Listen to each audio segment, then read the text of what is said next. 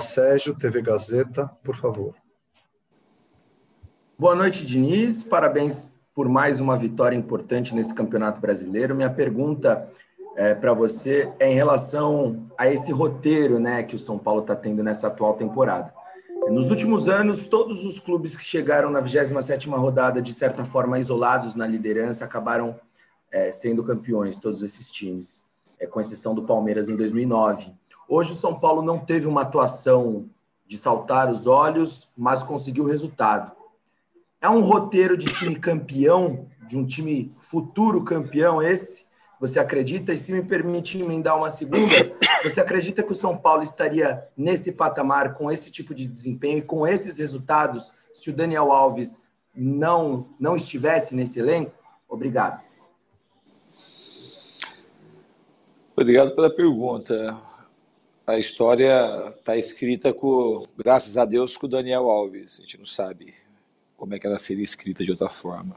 Mas ainda bem que ele está conosco, dele ser um jogador desse tamanho e de poder estar produzindo cada vez mais. Mas lembro também, reitero, que uns 40 dias atrás, 50 dias atrás, era motivo de questionamento o Daniel dobrar jogo, jogar jogo um atrás do outro. E hoje é inquestionável e é bom para perceber e valorizar o tamanho que o Daniel Alves tem.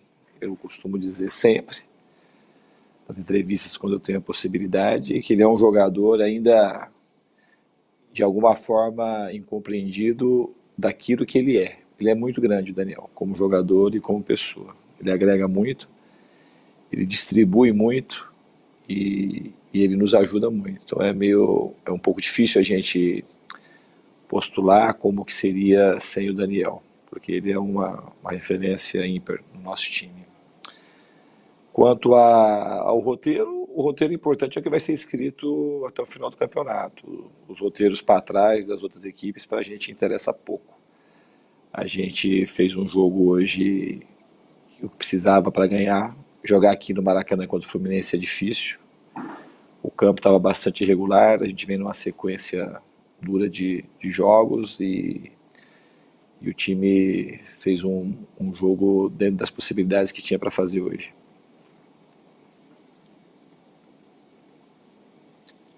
Guilherme Pradella, CBN.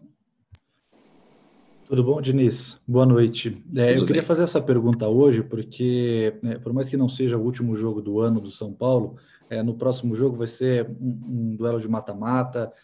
A pergunta pode ficar muito relacionada ao resultado, então eu queria fazer hoje.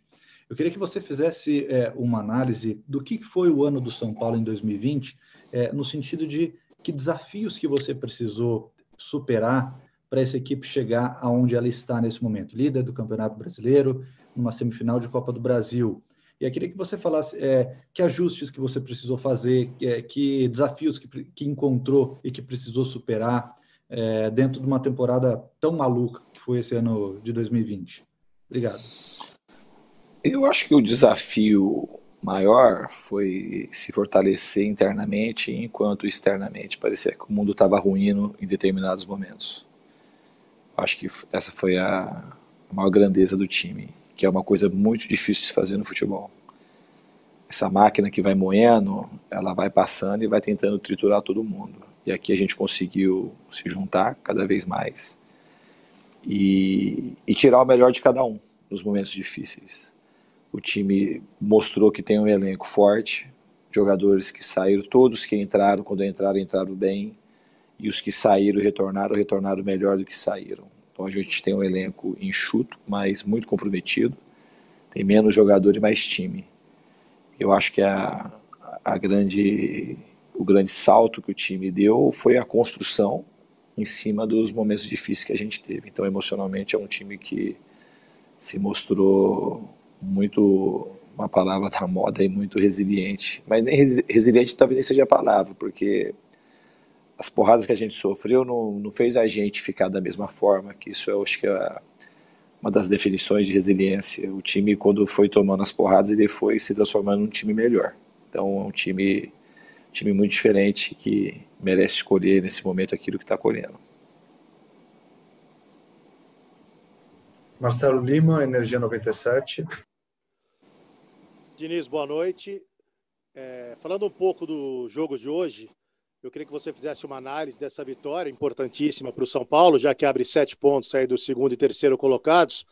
E, na sua opinião, faltou um pouco de concentração e intensidade, principalmente no começo do segundo tempo, até o gol do Fluminense. Concentração e intensidade essas retomadas na segunda parte do segundo tempo?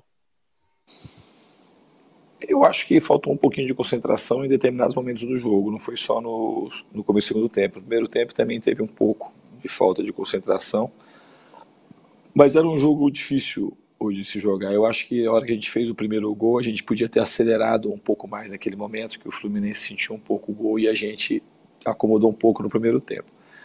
E no segundo tempo eu concordo que a gente voltou um pouquinho mais disperso do que deveria, mas de maneira geral a equipe fez aquilo que precisou fazer para vencer o jogo, que era de suma importância hoje esse resultado. Giovanni Chacon, Jovem Pan. Diniz, boa noite. Eu queria que você falasse um pouquinho sobre o Brenner, né? Um jogador que você já comentou algumas vezes sobre, né, o desempenho dele e a importância do Brenner marcar 2 gols. Na última partida contra o Grêmio, ele acabou perdendo um gol que, não só ele, também o Luciano, né? Enfim, o resultado não foi um resultado positivo, sai com um pouco de desvantagem, mas enfim, o São Paulo tem o jogo de volta. Mas a importância do Brenner marcar 2 gols, né? Voltar a ser um jogador importante, conseguindo o resultado, que foi o que aconteceu hoje, diferente do Grêmio, para o jogo de volta, para o jogo da quarta-feira, uma importância do jogador do Brenner, como o Brenner, do calibre do Brenner, que vem fazendo uma grande temporada. Obrigado, Diniz. Então, é sempre importante jogadores que jogam na frente e que têm essa condição de fazer gols. Do Brenner, que eu costumo falar que ele tem carisma do gol, assim como o Luciano também tem. É importante para eles marcarem que isso aumenta a estima e o jogador ele se sente cada vez mais confiante.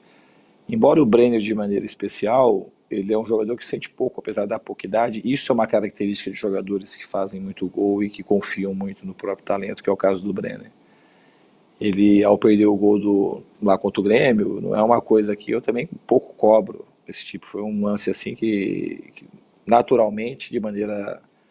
Se tiver mais 10 bolas daquela que aconteceu contra o Grêmio, ele vai perder só aquela. Então, assim, ele é um jogador que não sente muito isso. Ele sabe incorporar, assim como o Romário fazia. Não é um cara que fica lamentando aquilo que passa. Ele está sempre focado na próxima chance. Então, é muito natural também esse tipo de jogador com esse perfil fazer 2 gols logo em seguida. Eu acho que é importante para ele, que ele adora fazer gol. A coisa que ele mais gosta de fazer, eu acho que é gol e aumenta a estima dele para o jogo de quarta, com certeza.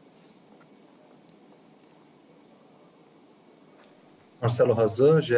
Globo.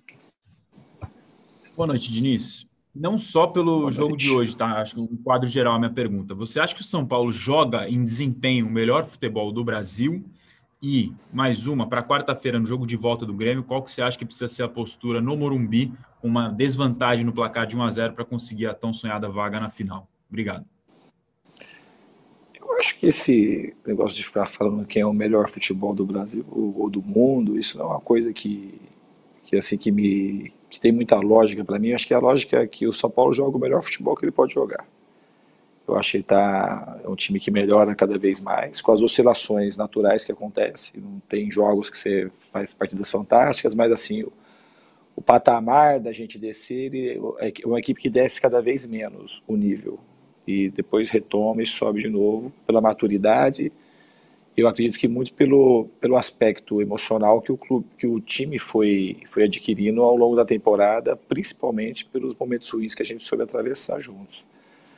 E para quarta-feira, eu acho que a gente tem que manter a postura que a gente tem. A gente, por natureza, é um time super agressivo, que tem que tomar os cuidados necessários, porque a gente vai jogar contra uma grande equipe, que tem um grande técnico.